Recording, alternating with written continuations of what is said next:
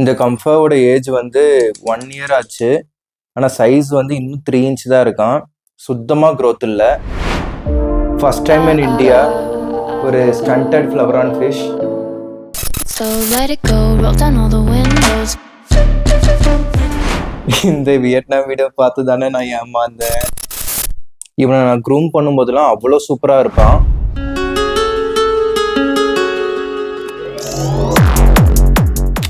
So அதோட பாடி ஷேப்க்கும் அந்த ஐக்கும் வந்து உங்களுக்கு டிஃப்ரென்ஸ் தெரியும். இந்த ஸ்டண்ட் ஃப்ளவரான வந்து நான் ஷாப்பில் தான் வாங்கினேன். One of the worst service. இந்த ஸ்டண்ட் ஃப்ளவரான் ஃபிஷ்க்கு போய் நான் 16,000 கொடுத்தேன். நீங்கள் செலுத்தப்பட்ட தொகை 16,000 மட்டும். ஸோ இவன் ஜிபியா கன்வெர்ட் ஆவான்னு சொல்லி ஒரு சின்ன டவுட் இருக்கு.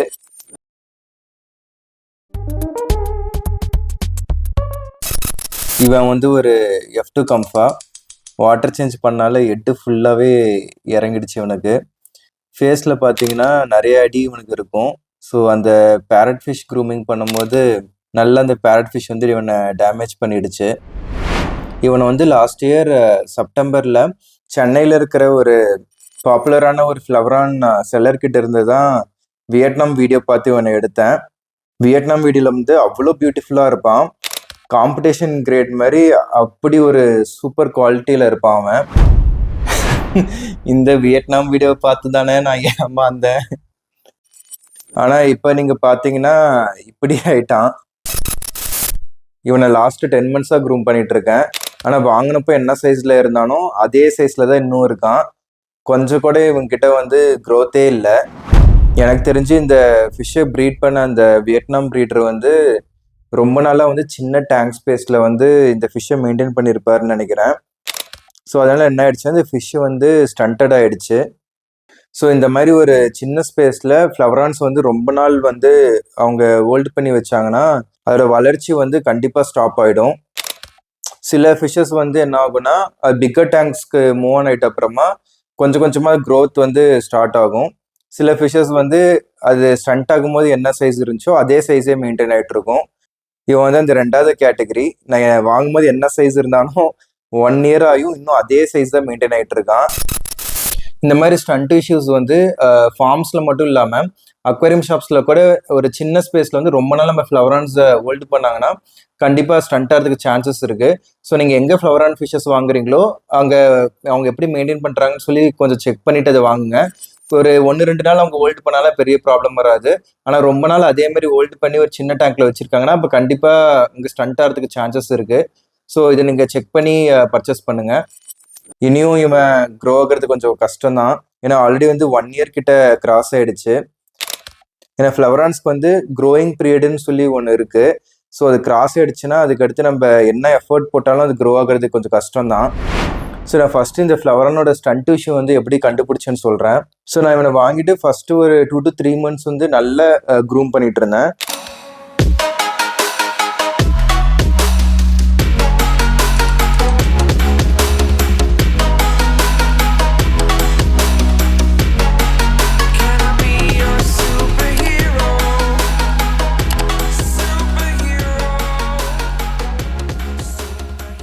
ஸோ அவ்வளோ சூப்பராக க்ரூம் பண்ணேன்.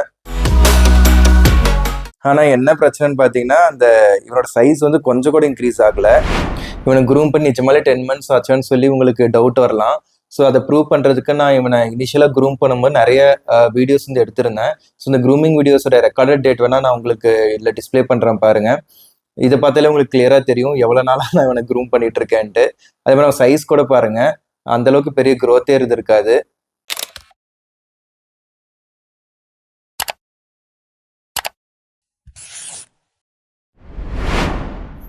அதுக்கடுத்து எனக்கு தெரிஞ்ச கான்டாக்ட்ஸ் நிறைய பேர்கிட்ட இதை பற்றி செக் பண்ணி பார்த்தேன்.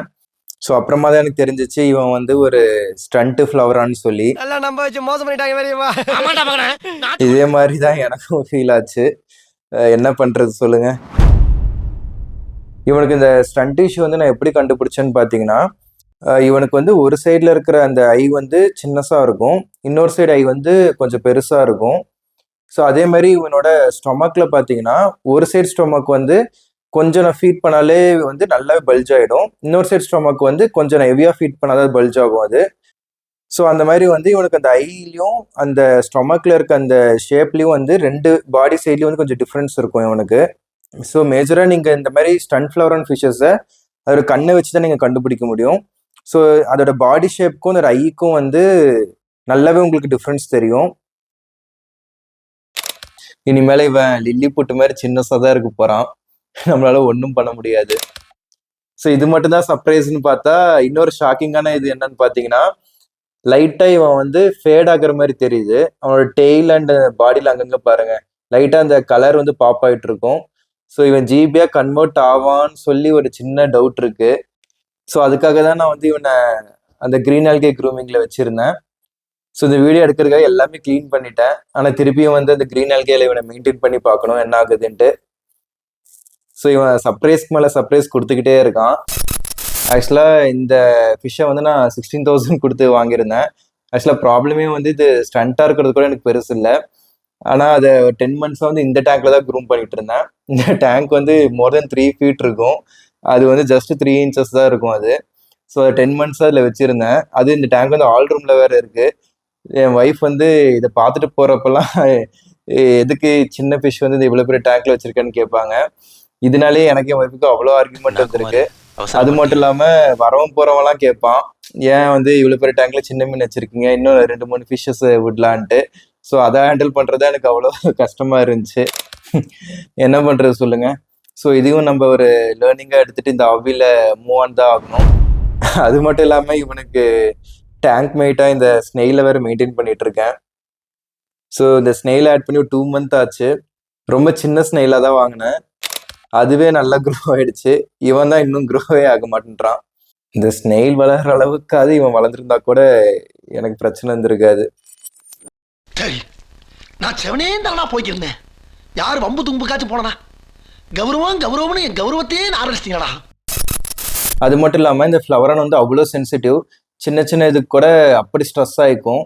ஸோ அதோட மைண்ட் செட்டு கூட ப்ராப்பராக இல்லை. ஸோ அந்தளவுக்கு இந்த ஃபிஷ் வந்து மெயின்டைன் பண்ணுறதே கஷ்டம். ஸோ 20%க்கு மேலே நான் அதுக்கு வாட்டர் சேஞ்சே பண்ண முடியல என்னால். ஸோ அந்தளவுக்கு இதை பார்த்து கேர் பண்ணிட்டு இருந்தேன். இது எந்த அளவுக்கு சென்சிட்டிவ்னா, பேரட் ஃபிஷ் வந்து இதை போட்டு அப்படியே அடிக்கும். ஸோ இது வந்து ஆக்சுவலாக ஓடிட்டு இருக்கும் பேரட் ஃபிஷ்ஷை பார்த்து. நான் இந்த கம்ஃபா வந்து யார்கிட்ட வாங்கன்னு சொல்லி சொல்ல வேணாம்னு நினைக்கிறேன். ஏன்னா வந்து நம்ம செல்லர்ஸ் வந்து ஃபுல்லாகவே ப்ளேம் பண்ண முடியாது. ஏன்னா அவங்க 1 டேக்கு வந்து அவ்வளோ ஃப்ளவரான்ஸ் ஹேண்டில் பண்ணிட்டு இருக்காங்க இம்போர்ட் பண்ணி. ஸோ அதில் இந்த மாதிரி இதெல்லாம் வந்து அவங்க கண்டிப்பாக நோட்டீஸ் பண்ண மாட்டாங்க. ஸோ முடிஞ்ச அளவுக்கு நம்ம இன்ட்லேருந்து அதில் செக் பண்ணி வாங்கியிருக்கணும். ஸோ நீங்களும் வந்து ஏதாவது நியூ ஃப்ளவரான்ஸ் வாங்குற மாதிரி இருந்துச்சுன்னா கண்டிப்பாக நான் சொன்னதெல்லாம் செக் பண்ணி பாருங்கள். ஸோ உங்களுக்கு அந்த மாதிரி ஸ்டண்ட் ஃபிஷ்ஷஸ் வராமல் நீங்கள் அவாய்ட் பண்ணலாம். ஸோ உங்களுக்கு இந்த இன்ஃபர்மேஷன் வந்து ரொம்ப யூஸ்ஃபுல்லாக இருந்திருக்கும்னு நினைக்கிறேன். ஸோ அதே மாதிரி லாஸ்ட் வீடியோவில் வந்து நிறைய பேர் டிவார்மிங் பற்றி கேட்டிருந்தீங்க. அதை நான் நெக்ஸ்ட் வீடியோவில் கண்டிப்பாக டீட்டெயிலாக கவர் பண்ணுறேன். அதே மாதிரி உங்களுக்கு வேறு டவுட்ஸ் இருந்துச்சுன்னா கமெண்ட் செக்ஷனில் மென்ஷன் பண்ணுங்கள். நான் இந்த கமெண்ட்ஸ்க்கெலாம் ரிப்ளை பண்ணுறேன். ஸோ ஓகே, பாய். லாஸ்ட் 3 month இந்த டேங்க் வந்து நான் கம்ப்ளீட்டாக ஆல்கே க்ரூமிங் தான் மெயின்டைன் பண்ணிட்டு இருந்தேன். இன்னைக்கு வீடியோக்காக உங்களுக்கு இவனை ரொம்ப கிளியராக காட்டணும்னு சொல்லிட்டு இந்த டேங்க் வந்து நான் இன்னைக்கு கம்ப்ளீட்டாக க்ளீன் பண்ணோம். அவ்வளோ வேலை வைக்க போகுது. வேணா அந்த கிளாஸ்லாம் பாருங்கள், ஃபுல்லாகவே ஆல்கே தான் இருக்கும். நீங்கள் ஒரு கிளாஸ் கூட கிளியராக இருக்காது. டேங்க் ஃபுல்லாகவே வந்து அவ்வளோ ஆல்கேஸ் இருக்கும். இந்த டேங்கை க்ளீன் பண்ணிட்டு நான் இன்னும் ஆஃபீஸ் வேறு போகணும். இப்போ டைமே வந்து அரௌண்ட் 7:55 ஆகிடுச்சு. சரி, நம்ம ஸ்டார்ட் பண்ணலாம்.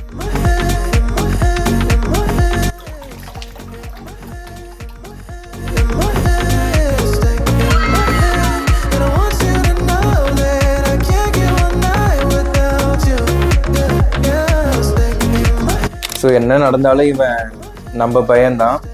ஸோ எப்பயும் போல் ஒரு நல்ல கேர் கொடுத்து இவனை பார்த்துக்க போகிறேன். So happy fish keeping.